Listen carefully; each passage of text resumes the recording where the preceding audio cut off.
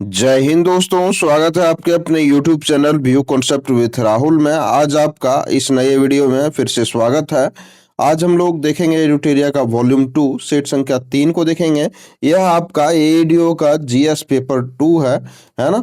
इसमें से हम लोग जीएस के प्रश्नों को देखेंगे, है ना। तो चलिए शुरू करते हैं आज का पहला प्रश्न। आज का पहला प्रश्न है कि निम्नलिखित ग्रहों को घनत्व के बढ़ते हुए क्रम में व्यवस्थित करना है।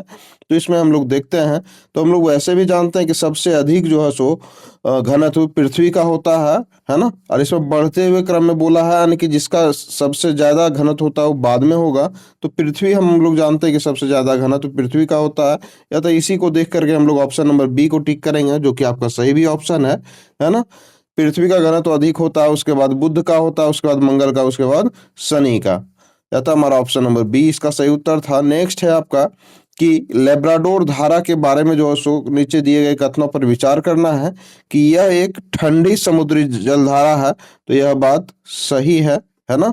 और यह उत्तरी अमेरिका के पूर्वी तट के साथ बहती है, यह भी बात हमारा सही है। और यह न्यू फाउंडलैंड के पास गल्फ स्ट्रीम से भी जाकर के मिल जाती है, यह भी बात हमारा सही है। या तो हमारा ऑप्शन तीनों सही है, ऑप्शन नंबर डी इसका सही उत्तर हो जाएगा। नेक्स्ट हम लोग चलेंगे, तो यह जो है सो ब्लैक रोलर निम्नलिखित के बारे में जो है सो निम्नलिखित में से कौन सा कथन गलत दिया हुआ है। तो यह गर्म और सूखी हवाएं होती है, यह बात हमारा सही है ना। इसमें धूल भरी होती है, यह भी बात सही है हमारा। यह उत्तरी अफ्रीका में चलती है, यह बात हमारा गलत है दोस्तों।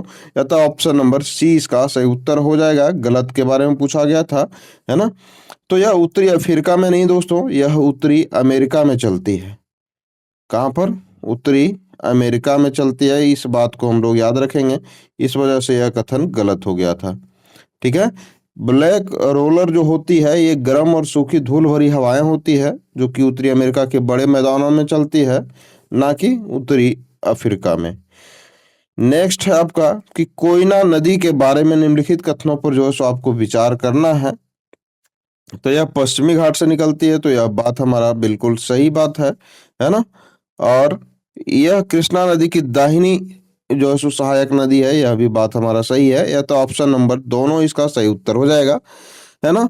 हम लोग देखेंगे कृष्णा जो है सो प्रायद्वीपीय भारत की दूसरी सबसे बड़ी जो कि पूर्व की ओर बहने वाली नदी है, जो सह्याद्री में महाबलेश्वर के पास से निकलती है।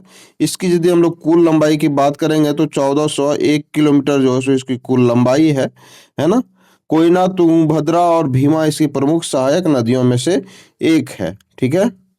नेक्स्ट क्वेश्चन है हमारा कि निम्नलिखित में से कौन सी गहन खेती, है ना, की एक मुख्य विशेषता है। तो इसका हम लोग देखेंगे, तो इसका मुख्य विशेषता है ऑप्शन नंबर सी, प्रति हेक्टेयर उच्च उपज जो है सो गहन कृषि का मुख्य विशेषता है।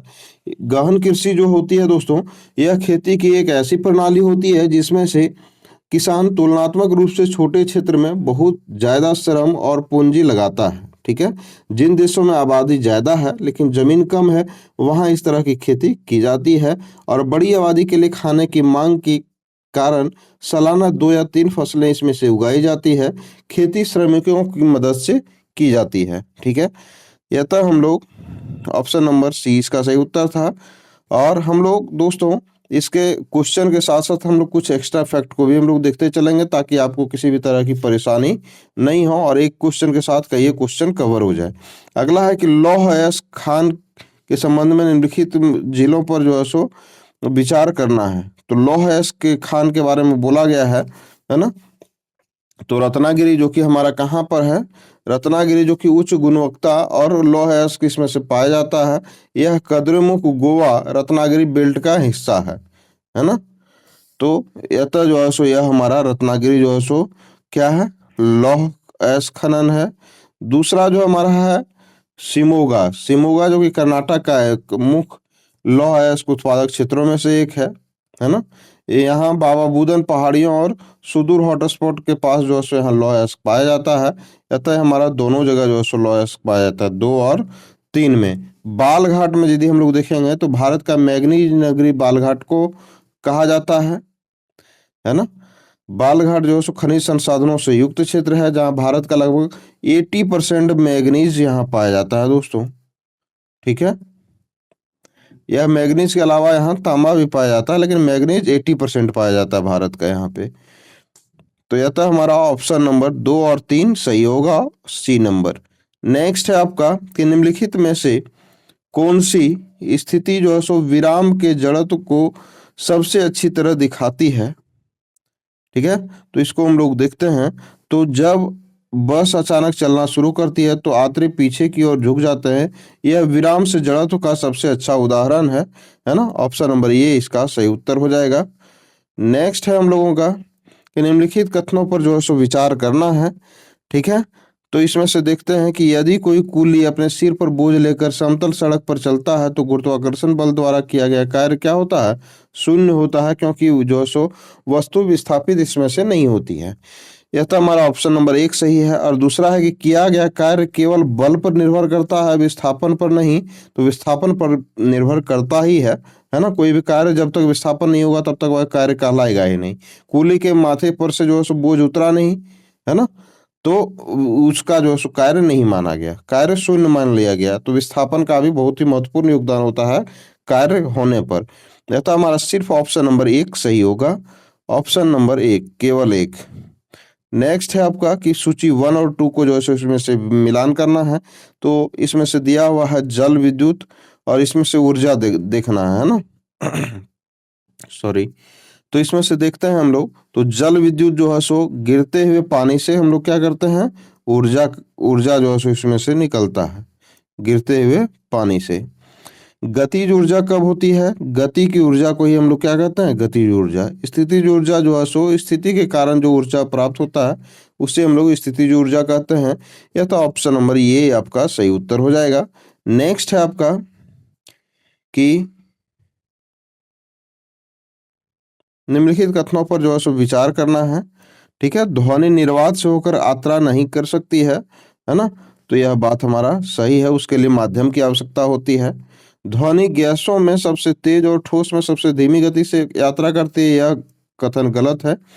ठोस में जो है सो सबसे तेज गति से जो है सो यात्रा करती है और गैस में जो है सो सबसे कम जो है सो तेजी से यात्रा करती है।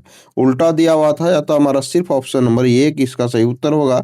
नेक्स्ट है आपका सूची 1 और 2 को मिलान करना है। इसमें से दर्पण दिया हुआ और इसका जो छवि कैसा बनेगा उसको मिलाना है। तो समतल दर्पण, है ना, तो समतल दर्पण जो है सो हमेशा आभासी और सीधा जो है सो छवि बनाता है, आभासी और सीधा, है ना। यह तो हमारा ऑप्शन इसका देखते हैं हम लोग। तो हमेशा आभासी और सीधा बनाता है। ठीक है, उसके बाद नेक्स्ट है हमारा अवतल दर्पण। अवतल दर्पण हमारा हमेशा वास्तविक और उल्टा जो है सो प्रतिबिंब बनाता है। उत्तल दर्पण जो है सो हमेशा आभासी और सीधा और छोटा जो है सो प्रतिबिंब बनाता है। या तो हमारा A2 B1 और C3 ऑप्शन नंबर ये इसका सही उत्तर हो जाएगा। निम्नलिखित कथनों पर जो है सो विचार करने के लिए बोला गया है कि पदार्थ के कण जो है सो लगातार गतिमान रहते हैं, यह बात सही है। और तापमान बढ़ने से कणों की गतिज ऊर्जा भी बढ़ जाती है, यह भी बात हमारा सही है। या तो ऑप्शन नंबर दोनों इसका सही उत्तर हो जाएगा। नेक्स्ट है आपका कि निम्नलिखित में से कौन जो है सो गैसों में विसरण दिखाता है।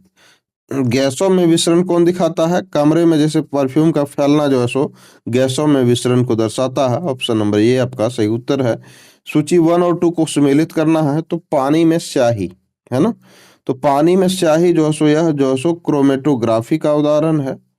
समुद्र समुद्र पानी से नमक जो है सो हम लोग अलग करते हैं, तो वह विधि हम लोग का क्या कहलाएगा, तो यह जो है सो वाष्पीकरण विधि से अलग करते हैं।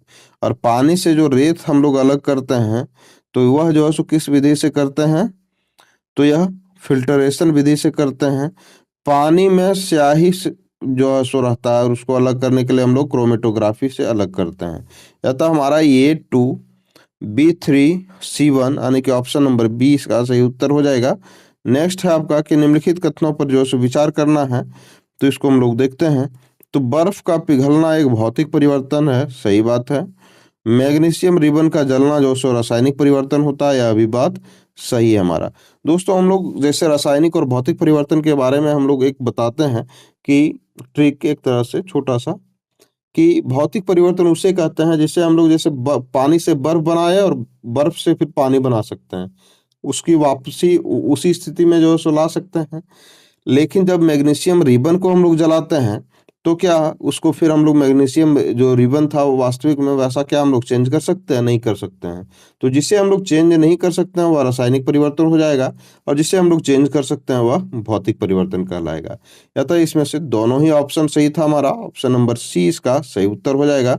नेक्स्ट हम लोग देखते हैं कि निम्नलिखित में से कौन-सा कथन जो है सो डाल्टन परमाणु सिद्धांत से सहमत है? तो इसको हम लोग देखते हैं। तो एक ही तत्व के परमाणु सभी मामलों में समान होते हैं। यह जो है सो ऑप्शन डाल्टन परमाणु सिद्धांत से सहमत है। नेक्स्ट है आपका कि सूची 1 और 2 को मिलान करना है ना? इसमें से तत्व दिया हुआ और संयोजकता इसको देखना है, ठीक है?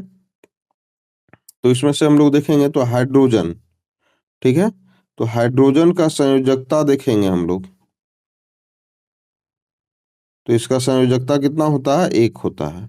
ऑक्सीजन का संयोजकता कितना होता है? 2 होता है, ठीक है? और कार्बन का संयोजकता 4 होता है, ठीक है? अतः हमारा ऑप्शन नंबर ये आपका सही उत्तर हो जाएगा। नेक्स्ट है हम लोगों का सूची 1 और 2, इसमें से बहुत सारा सूची दिया हुआ है ना? खैर कोई बात नहीं, हम लोग देखते चलेंगे। इसमें सूची में होता है दोस्तों कि एक एक देखिए, इसमें से एक प्रश्न दिया हुआ है लेकिन कवर आपका कितना हो रहा है? 1, 2, 3, है ना? खैर कोई बात नहीं, अच्छी बात है। माइटोकॉन्ड्रिया जो है हमारा, तो इसको हम लोग देखते हैं, इसका सही मिलान करने का प्रयास करते हैं। तो माइटोकॉन्ड्रिया जो है हमारा प्रोटीन संश्लेषण जो है सो करता है। राइबोसोम जो है सो हमारा क्या करता है? तो राइबोसोम सॉरी माइटोकॉन्ड्रिया, एक मिनट, माइटोकॉन्ड्रिया हमारा कोशिका का पावर हाउस होता है। राइबोसोम हम लोगों का क्या होता है? तो यह जो है सो हमारा प्रोटीन संश्लेषण करता है। केंद्रक जो है सो कोशिका का कंट्रोल सेंटर होता है, ठीक है? यह था हमारा A3, B1 और C2, ऑप्शन नंबर ये इसका सही उत्तर होगा। नेक्स्ट है हम लोगों का कि पौधों की कोशिकाओं में एक कठोर कोशिका भित्ति होती है, जानवरों की कोशिकाओं में नहीं होता है, ऐसा बात, यह बात हमारा सही है। क्लोरोप्लास्ट सभी जानवरों की कोशिकाओं में मौजूद होता है, नहीं दोस्तों, सभी जानवरों में नहीं, और यह जो है सो सिर्फ पादपों में मौजूद होता है। यह तो हमारा ऑप्शन नंबर 2 गलत हो जाएगा, ऑप्शन नंबर 1 इसका सही उत्तर है। नेक्स्ट हम लोग चलेंगे कि निम्नलिखित में से कौन पौधों में एक सरल स्थायी उत्तक नहीं है ना? सरल स्थायी उत्तक नहीं है, तो जाइलम जो है सो सरल स्थायी उत्तक नहीं है, ऑप्शन नंबर डी इसका सही उत्तर होगा।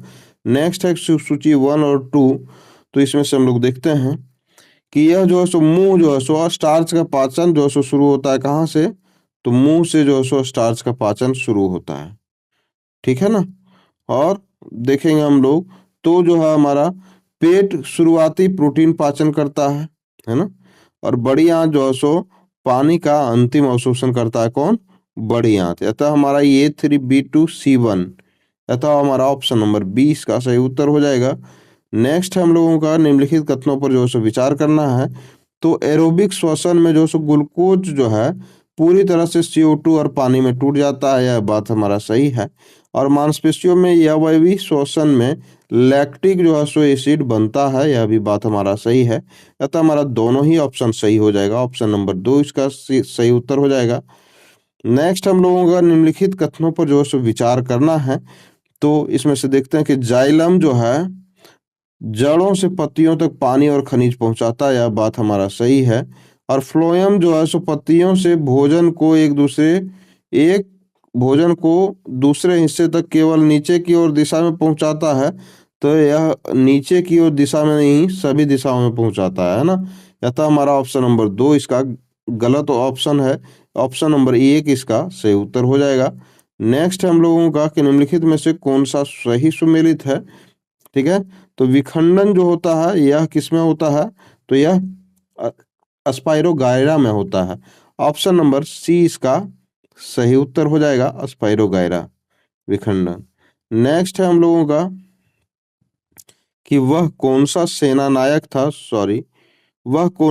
नायक था जिसे बीजपुर के सुल्तान ने 1659 में शिवाजी को दबाने के लिए भेजा गया था? तो वह था अफजल खां को भेजा गया था शिवाजी को दबाने के लिए। ऑप्शन नंबर बी इसका सही उत्तर हो जाएगा। अगला है आपका कि अकबर के शासनकाल में, है ना, पुनर्गठित केंद्रीय प्रशासन के अंतर्गत सैनिक विभाग का प्रमुख कौन होता था? तो इसका सही उत्तर है Mir Bakhshi. Option number B. Next है कि निम्नलिखित में से किस सुल्तान ने जो है ईरान की राजतंत्रीय परंपराओं को ग्रहण किया और उन्हें भारतीय वातावरण से समन्वित किया? तो वे जो है सो रहे Iltutmish. Option number A. Next हम लोगों का कि निम्न में से कौन सा साक्ष्य धौलावीरा से जो है सो प्राप्त हुआ है? इसको हम लोग देखते हैं। तो धौलावीरा से जो है सो हमारा जल संरक्षण तकनीक प्राप्त हुआ है, नगर 3 भागों में विभाजित दुर्ग, मध्यम नगर और निचला नगर, ये भी हमारा बात सही है, और हड़प्पा सभ्यता का एकमात्र स्टेडियम भी प्राप्त हुआ है धौलावीरा से, अतः हमारा सभी ऑप्शन सही है। ऑप्शन नंबर डी उपयुक्त सभी इसका सही उत्तर होगा। नेक्स्ट है आपका कि सुकरखेड़ा का युद्ध जो कि 1724 ईस्वी में हुआ था, है ना, इनमें से किनके बीच लड़ा गया था? तो यह जो है सो हम लोग देखेंगे तो हैदराबाद के निजाम और मुगल सूबेदार मुबारिज खां के जो है सो बीच में लड़ा गया था। ऑप्शन नंबर डी इसका सही उत्तर है। नेक्स्ट है कि निम्न में से किस सिख गुरु के द्वारा सिखों में जो है सो पाहुल प्रथा की शुरुआत की गई थी? तो पाहुल प्रथा हम लोग देखेंगे तो गुरु गोविंद सिंह के समय में शुरू की गई थी। ऑप्शन नंबर डी इसका सही उत्तर है। अगला है कि किस साल जो है सो डेनिश ईस्ट इंडिया कंपनी ने सभी ट्रेडिंग अधिकार और प्रॉपर्टी ब्रिटिश लोगों को सौंप दिए और देश छोड़ दिया? तो इसका सही उत्तर है 1868 ईस्वी में जो है सो डेनिश ईस्ट इंडिया कंपनी ने सभी ट्रेडिंग अधिकार और प्रॉपर्टी जो है सो ब्रिटिश लोगों को सौंप दिया और देश को छोड़ दिया था। नेक्स्ट है हम लोगों का कि निम्नलिखित में से कौन सी जो है सो अस्थाई बंदोबस्त की विशेषता नहीं है ना? तो इसमें से अस्थाई बंदोबस्त में कृषकों के प्रथागत दखल अधिकार को जो है सो ध्यान में बनाए रखना, यह जो है सो हमारा स्थायी बंदोबस्त का विशेषता नहीं है ना? ऑप्शन नंबर बी इसका सही उत्तर है ना? बाकी जो सो अस्थाई बंदोबस्त ने भू स्वामित्वों का जो सो अधिकार जमींदारों को जो सो निहित किया है, यह बात सही है। अस्थाई बंदोबस्त के अधीन जो सो उच्च मालगुजारी का बोझ कृषकों पर डाल दिया जाता है, यह भी बात सही है। और अस्थाई बंदोबस्त के अधीन जो है सो भूमि के वास्तविक कृषकों की दशा में गिरावट आई, यह भी बात हमारा सही है। ठीक है, अतः हमारा ऑप्शन नंबर 2 जो है सो इसकी विशेषता नहीं थी। नेक्स्ट है हमारा कि 1857 के विद्रोह को दमन करने के क्रम में निम्नलिखित में से किस ब्रिटिश सैन्य अधिकारी की मृत्यु नहीं हुई थी? तो हडसन की मृत्यु नहीं हुई थी। ऑप्शन नंबर 20 का सही उत्तर हो। नेक्स्ट है आपका निम्न में से किस आंदोलन में किसानों ने यह नारा दिया था कि हम महारानी और सिर्फ महारानी की रैयत होना चाहते हैं? हम महारानी और महारानी की रैयत होना चाहते हैं। तो इसका सही उत्तर है पावना विद्रोह में। ऑप्शन नंबर ये इसका सही उत्तर है। दक्कन एजुकेशन सोसाइटी के संस्थापकों के संबंध में जो सो विचार करना है। ठीक है, तो इसमें से देखने का प्रयास करते हैं। तो दक्कन एजुकेशन सोसाइटी के संस्थापक इसमें से कौन कौन हैं? तो इसमें से दक्कन एजुकेशन सोसाइटी के संस्थापक हैं बाल गंगाधर तिलक, महादेव बलाल नाम जोशी, विष्णु शास्त्री चिपलूनकर और गणेश गोपाल गणेश अगरकर। और ईश्वर चंद्र विद्यासागर का इसमें से दक्कन एजुकेशन सोसाइटी के संस्थापक नहीं रहे हैं। यह तो हमारा 1 2 3 4 इसका सही उत्तर हो जाएगा। Option number B. नेक्स्ट है हम लोगों का निम्न में से कौन जो है सो त्रिरत्न का घटक नहीं है बोला गया है? तो इसका सही उत्तर है निवारण जो है सो त्रिरत्न का घटक नहीं है ना? ऑप्शन नंबर डी इसका सही उत्तर है। कन्नौ वंश के बारे में जो है सो निम्नलिखित कथनों पर जो है सो विचार करना है। ठीक है, तो इसको हम लोग देखते हैं। तो वासुदेव जो है सो कन्नौ वंश की स्थापना की थी, यह बात सही है। और कन्नौओं ने शुंग शासकों की जगह ली थी, यह भी बात सही है। और कन्नौओं ने 200 से ज्यादा सालों तक जो सो शासन किया था, यह बात हमारा गलत है। यह था हमारा 1 और 2 इसका सही उत्तर था। ऑप्शन नंबर डी सी इसका सही उत्तर हो जाएगा। अगला है कि निम्न में से किस कारण से भारत में 20वीं शताब्दी के आरंभ में नील की खेती का ह्रास हुआ है? नील की खेती का ह्रास हुआ है तो नई खोजों के कारण जो है सो विश्व बाजार में इसका यह लाभकर होना जो है सो इसके कारण नील की खेती में ह्रास आया है। ऑप्शन नंबर ये इसका सही उत्तर है। अगला है कि हंटर कमीशन की रिपोर्ट निम्न में से किसके विकास पर जोर दिया गया था? तो प्राथमिक शिक्षा पर जोर दिया गया था। ऑप्शन नंबर ये इसका सही उत्तर है। नेक्स्ट है कि सूची 1 और 2 को सुमेलित करना है, तो इसको हम लोग सुमेलित करने का प्रयास करेंगे। ठीक है, हमारा इंडिपेंडेंट, तो यह मोतीलाल नेहरू के द्वारा जो है सो स्थापना किया गया था इंडिपेंडेंट समाचार पत्र का। द पायनियर, तो यह जो है सो हमारा जॉर्ज एलन के द्वारा जो है सो संस्थापना किया गया था। और लीडर का जवाहरलाल नेहरू के द्वारा, और द नेशनल हेराल्ड का मदन मोहन मालवीय के द्वारा। अतः हमारा 2341 इसका देखेंगे 2341 जो है सो नहीं 14 होगा। देखते हैं एक बार फिर से दोस्तों। जैसा कि हम लोग देखे थे कि इंडिपेंडेंट जिसकी स्थापना मोतीलाल नेहरू करते हैं, द पायनियर की स्थापना हम लोग देखे थे जॉर्ज एलन ने किया था। लीडर की स्थापना देखेंगे दोस्तों तो यह मदन मोहन मालवीय के द्वारा किया गया था, है ना। यह एक प्रभावशाली उदारवादी पत्र था। और द नेशनल हेराल्ड देखेंगे तो यह जो है सो जवाहरलाल नेहरू के द्वारा स्थापित किया गया था, और यह 1938 ईस्वी में स्थापित किया गया था। इस बात को भी हम लोग याद रखेंगे। ठीक है, तो यह था हमारा 2314 इसका सही उत्तर होगा, तथा ऑप्शन नंबर बी इसका सही उत्तर हो जाएगा। नेक्स्ट है हम लोगों का कि यह कथन किनका है कि ब्रिटिश साम्राज्य पूरी तरह से सड़ चुकी है और इस तरह से भ्रष्ट, अत्याचारी व हीन हो चुकी है। यह कथन किसका था? तो यह कथन था सिस्टर निवेदिता का, है ना। ऑप्शन नंबर सी इसका सही उत्तर हो जाएगा। सिस्टर निवेदिता का मूल नाम जो है सो मार्गरेट एलिजाबेथ नोबल था। यह स्वामी विवेकानंद की शिष्या थी और यह आयरिश मूल की भारतीय स्वतंत्रता सेनानी भी थी। ठीक है, जिसने भारतीय राष्ट्रीय आंदोलन का जो सो पुरजोर समर्थन किया था। उन्होंने ब्रिटिश शासन की कड़ी आलोचना करते हुए कहा था कि यह साम्राज्य नैतिक रूप से गिर चुका है और पूरी तरह से भ्रष्ट व अत्याचारी है। नेक्स्ट है हम लोगों का कि निम्न में से किस संस्था ने 1875 ईस्वी में हाउस ऑफ कॉमन्स में, है ना, एक याचिका प्रस्तुत की थी करते हुए ब्रिटिश संसद में भारत के प्रत्यक्ष प्रतिनिधित्व की मांग की थी? तो वह था पूना सार्वजनिक सभा। ऑप्शन नंबर बी आपका सही उत्तर है। नेक्स्ट है कि निम्न में से किसने गांधी जी को सावधान किया था कि मुस्लिम धार्मिक नेताओं और उनके अनुयायियों के कट्टरपन को प्रोत्साहित ना करें, है ना। तो सावधान करने वाले नेता कौन थे? तो मोहम्मद अली जिन्ना थे। ऑप्शन नंबर डी इसका सही उत्तर है। नेक्स्ट है हमारा कि 19वीं शताब्दी के मध्य भारतीय राष्ट्रवाद पूर्णावस्था में थी, है ना। इस तथ्य को मानने वाले इतिहासकार निम्न में से कौन थे? तो ये थे एस.एन. सेन और R C. Majumdar. Option number B इसका सही उत्तर है। नेक्स्ट है हमारा निम्नलिखित कथनों पर जो है सो विचार करना है। तो भाग 4 में जो सो राज्य के नीति निर्देशक सिद्धांत शामिल हैं, सही है। भाग 4.1 में जो है सो मौलिक कर्तव्यों से संबंधित है, यह भी बात सही है। भाग 5 जो है सो हमारा दिया गया है कि राज्य सरकारों से संबंधित है, तो यह जो है सो हमारा ऑप्शन गलत हो जाएगा। ठीक है, भाग 5 हमारा राज्य सरकारों से नहीं, यह जो है सो हमारा भाग 5 संघ से संबंधित है। किससे? संघ से। ठीक है, अतः हमारा सिर्फ ऑप्शन नंबर 1 और 2 सही है। ऑप्शन नंबर 1 इसका सही उत्तर है। अगले फिर से कथनों पर जो है विचार करना है, तो इसमें से हम लोग देखते हैं। तो कोई भी व्यक्ति राज्यसभा का सदस्य होने पर प्रधानमंत्री बन सकता है, तो यह बात हमारा बिल्कुल सही है। और संविधान के अनुसार प्रधानमंत्री को केवल लोकसभा का सदस्य होना चाहिए, यह बात गलत है हमारा।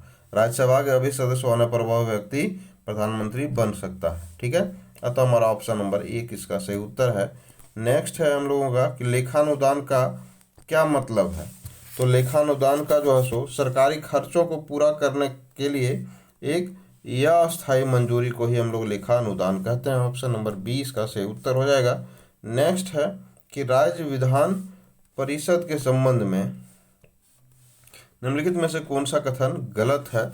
तो इसका सही उत्तर है कि सदस्यों को सीधे लोगों द्वारा चुना जाता है। यह कथन हमारा गलत है, अतः हमारा ऑप्शन नंबर सी इसका सही उत्तर है। नेक्स्ट है कि अंतर राज्य परिषद से संबंधित प्रावधान संविधान के किस अनुच्छेद में है? तो इसका सही उत्तर है अनुच्छेद 263 में, ऑप्शन नंबर बी। अगला है कि 91वां जो संविधान संशोधन अधिनियम 2003 है किससे संबंधित है? तो इसका सही उत्तर हम लोग देखते हैं। तो जो 91वां संविधान संशोधन अधिनियम 2003 जो है सो यह किससे संबंधित है, हम लोग देखेंगे इसमें से। तो इस संशोधन का जो सो मुख्य उद्देश्य केंद्र और राज्य स्तर पर मंत्रिपरिषद के आकार को जो है सो सीमित करना था, है ना।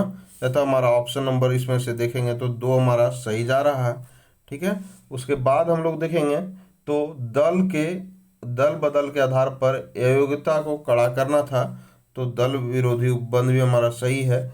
उसके बाद हम लोग कब बोला जाता है कि जिसके तहत मंत्रिपरिषद में प्रधानमंत्री या मुख्यमंत्री सहित कुल मंत्रियों की संख्या लोकसभा या विधानसभा के कुल सदस्यों का 15% से अधिक नहीं हो सकती है, ठीक है। अतः हमारा दोनों ही ऑप्शन सही है, अतः उपरोक्त में से एक से अधिक इसका सही उत्तर हो जाएगा। नेक्स्ट है हम लोगों का कि भारतीय संविधान की एकात्मक विशेषताएं, है ना, के संबंध में निम्नलिखित में से कथनों पर विचार करना है। तो इसको हम लोग देखते हैं। तो संविधान एकल नागरिकता का प्रावधान करता है, सही है। राज्यों को संघ से अलग होने का अधिकार है, यह बात गलत है। राज्यों को अलग होने का अधिकार नहीं है, ठीक है। और कुछ स्थितियों में केंद्र के पास सर्वोच्च शक्तियां हैं, यह भी बात हमारा सही है। अतः ऑप्शन नंबर 1 और 3 इसका सही उत्तर हो जाएगा। नेक्स्ट है हम लोगों का लोकपाल और लोकायुक्त अधिनियम कब लागू किया गया? तो इसका सही उत्तर है 2014 में, ऑप्शन नंबर डी। नेक्स्ट है कि निम्नलिखित में से किस संसदीय समिति की अध्यक्षता लोकसभा अध्यक्ष करते हैं? तो इसका सही उत्तर हो जाएगा नियम समिति का, ऑप्शन नंबर डी। नेक्स्ट हम लोगों का कि मौलिक अधिकार उप समिति के अध्यक्ष कौन थे? मौलिक अधिकार उप समिति के अध्यक्ष थे जेबी कृपलानी, ऑप्शन नंबर बी इसका सही उत्तर है। नेक्स्ट है कि भारत की राष्ट्रीय आय का सबसे बड़ा भाग निम्न में से किससे प्राप्त होता है? तो इसका सही उत्तर है तृतीय सेक्टर से, ऑप्शन नंबर सी। नेक्स्ट है कि निम्नलिखित में से मूल्यह्रास किसके बराबर होता है? तो यह जो है सो सकल राष्ट्रीय उत्पाद और निवल राष्ट्रीय उत्पाद के बराबर होता है। नेक्स्ट है हम लोगों का कि अंतर्राष्ट्रीय व्यापार में डंपिंग का क्या अर्थ है? तो इसका सही उत्तर हो जाएगा कि वास्तविक उत्पादन लागत से कम दाम पर जो सो माल का निर्यात करना जो सो डंपिंग कहलाता है, ऑप्शन नंबर सी इसका सही उत्तर है। नेक्स्ट है कि निम्न में से किसने मुक्त व्यापार की अवधारणा का प्रतिपादन किया था? तो वे थे Adam Smith, option number B. Bharat की पहली औद्योगिक नीति कब बनाई गई? तो इसका सही उत्तर हो जाएगा 1948 ईस्वी में, ऑप्शन नंबर ए इसका सही उत्तर हो जाएगा। नेक्स्ट है हम लोगों का केंद्रीय बजट 2025-26 के तहत दाल आत्मनिर्भरता मिशन का उद्देश्य किन दालों पर है? तो इसको हम लोग देखने का प्रयास करते हैं। तो यह जो है सो अरहर पर है, उड़द पर है और मसूर पर है ना, मूंग और चना पर नहीं है। अतः हमारा 2, 4, 5 इसका सही उत्तर है, ऑप्शन नंबर सी। नेक्स्ट है हम लोगों का 2025 में जारी आर्थिक सर्वेक्षण 2024-25 के अनुसार सीमेंट उत्पादन में भारत का स्थान विश्व में क्या है? तो इसका भारत का स्थान है दूसरा, ऑप्शन नंबर 20 का सही उत्तर है। नेक्स्ट हम लोगों का विश्व भूखमरी सूचकांक निम्नलिखित में से कौन जारी करता है? तो इसका सही उत्तर है concern world wide and belt hunger हिल्फ के द्वारा जारी किया जाता है विश्व भूखमरी सूचकांक, ऑप्शन नंबर सी। नेक्स्ट हम लोगों का कि बिहार में 1857 का विद्रोह जिस गांव से शुरू हुआ वह माना जाता है, तो वह जो है सो रोहिणी माना जाता है, जो कि देवघर में स्थित है। देवघर का गांव है, यानी कि झारखंड का गांव है, ऑप्शन नंबर 20 का सही उत्तर है। 1912 का जो है सो भारतीय राष्ट्रीय कांग्रेस अधिवेशन बिहार में कहाँ आयोजित किया गया था, तो वह जो सो बांकीपुर पटना में। ऑप्शन नंबर बी इसका सही उत्तर है ना। नेक्स्ट हम लोगों का कि बिहार में साइमन कमीशन के खिलाफ जो सो विद्रोह जो प्रदर्शन का नेतृत्व निम्न में से किस नेता ने किया था, तो वह नेता थे अनुग्रह नारायण सिंह, है ना। उन्हीं के नाम पर एएन कॉलेज अभी बना हुआ है पटना में। नेक्स्ट है कि बिहार में पहला व्यक्तिगत सत्याग्रह निम्नलिखित में से किस नेता ने किया था, तो वह थे Shri Krishna Singh. Option number C. Munim Khan को किस मुगल शासक ने बिहार का गवर्नर यानी कि सूबेदार नियुक्त किया था, तो वह थे Akbar. Option number C. Next है कि बिहार के धारवाड़ पहाड़ी क्षेत्रों में निम्नलिखित कथनों पर विचार करना है, तो इसको हम लोग देखने का प्रयास करते हैं। तो यह मुख्य रूप से जो है सो प्राचीन क्रिस्टलीय चट्टानों से बना है धारवाड़ पहाड़ी क्षेत्र, यह बात सही है। और बिहार में जो है सो छोटा नागपुर का पठार का विस्तार का हिस्सा है, यह भी बात सही है। और मुख्य रूप से दक्षिण बिहार में पाया जाता है, यह भी बात हमारा सही है। अतः हमारा सभी ऑप्शन सही है। ऑप्शन नंबर डी आपका सही उत्तर हो जाएगा। कोपेन जलवायु वर्गीकरण के अनुसार दक्षिण बिहार में जो सो मुख्य रूप से किस प्रकार की जलवायु पाई जाती है, तो इसका हम लोग सही उत्तर देखेंगे तो ये डब्ल्यू टाइप की जो सो जलवायु पाई जाती है दक्षिण बिहार में। और अलग अगला है कि उदयपुर वन्य जीव अभ्यारण्य जो है सो बिहार के किस जिले में स्थित है, तो इसका सही उत्तर है पश्चिमी चंपारण में उदयपुर वन्य जीव अभ्यारण्य। Option number B. नेक्स्ट हम लोगों का कि 2011 जनगणना के अनुसार बिहार के उच्च घनत्व वाले जिला का सही क्रम कौन सा है, तो हम लोग देखते हैं। तो जो सो जनगणना के अनुसार सबसे उच्च घनत्व वाले जिलों का सही क्रम हम लोग देखते हैं, तो इसमें से शिवहर का जो सो सबसे जनसंख्या घनत्व ज़्यादा है ना। उसके बाद पटना का है, उसके बाद दरभंगा, उसके बाद वैशाली का। ऑप्शन नंबर 20 का सही उत्तर है। नेक्स्ट है कि बिहार की सबसे पुरानी नहर प्रणाली है ना, जो कि सोन नहर प्रणाली है, का निर्माण किस वर्ष हुआ था, तो इसका निर्माण जो 1874 ईस्वी में हुआ था। Option number D. नेक्स्ट है कि बिहार के पहले हरिजन यानी कि अनुसूचित जाति मुख्यमंत्री कौन थे, यानी कि एससी मुख्यमंत्री कौन थे, ठीक है, पहले। तो इसका सही उत्तर हो जाएगा Bhola Paswan Shastri. Option number C. Next है हम लोगों का कि बिहार के निम्नलिखित जिलों को ग्रामीण साक्षरता दर घटते हुए क्रम में व्यवस्थित करना है, तो इसमें से पहला जो है सो है रोहतास, दूसरा औरंगाबाद, तीसरा भोजपुर। अतः 1 2 3 इसका सही उत्तर हो जाएगा। इंदिरा गांधी शांति पुरस्कार 2024 किसे दिया गया है, तो दिया गया है मिशेल बेचलेट को दिया गया। Option number A. नेक्स्ट है कि निम्न में से किस देश में आयोजित सम्मेलन में 72 देशों ने साइबर अपराध से लड़ने के लिए एक ऐतिहासिक संयुक्त राष्ट्र संधि पर हस्ताक्षर किए हैं, तो वह है वियतनाम, है ना। किस देश में आयोजित किया गया था इसका सम्मेलन, तो वियतनाम में। नेक्स्ट हम लोगों का कि अक्टूबर 2025 में जो है सो 22वां एशियान शिखर सम्मेलन किस देश में आयोजित किया गया है, तो इसका सही उत्तर है कुआलालंपुर में, मलेशिया की राजधानी में। Option number D. हाल ही में मासिक धर्म के लिए सवेतन अवकाश देने वाला जो सो भारत का पहला राज्य निम्नलिखित में से कौन बन जाएगा, तो वह बन जाएगा कर्नाटक। ऑप्शन नंबर सी इसका सही उत्तर हो जाएगा। नेक्स्ट है हम लोगों का कि हाल ही में यूनेस्को ने किस शहर को क्रिएटिव सिटी ऑफ गैस्ट्रोनॉमी घोषित किया है, तो वह शहर है हमारा Lucknow. Option number B. Next हम लोगों का कि बिहार विधानसभा चुनाव 2025 के पहले चरण में कितने निर्वाचन क्षेत्रों में आयोजित किए गए थे, तो इसका सही उत्तर हो जाएगा पहले 121 और बाद में जो है सो दूसरे चरण में दोस्तों 122 जो है सो 22 जो है सो निर्वाचन क्षेत्रों में चुनाव आयोजित किए गए थे। नेक्स्ट है हम लोगों का कि राष्ट्रपति द्रौपदी मुर्मू नवंबर 2025 में निम्न में से किस अफ्रीकी देश की यात्रा करेंगे और करने वाली पहली जो है भारतीय राष्ट्राध्यक्ष बनी है, तो वह कौन सा है, तो वह है अंगोला, है ना। ऑप्शन नंबर सी। हाल ही में कल्याण सिंह नगर नाम का नया जो सो जिला घोषित किया गया है। अब यह किस राज्य का नया जिला होगा, तो यह जो सो उत्तर प्रदेश का नया जिला होगा। नेक्स्ट हम लोगों का कि आर्थिक सर्वेक्षण 2024-25 के अनुसार भारत के बैंकिंग क्षेत्र में सकल गैर निष्पादित परिसंपत्तियों का कितना साल के निचले स्तर पर रहा है, तो वह है 12 साल के निचले स्तर पर रहा, ऑप्शन नंबर डी। नेक्स्ट हम लोगों का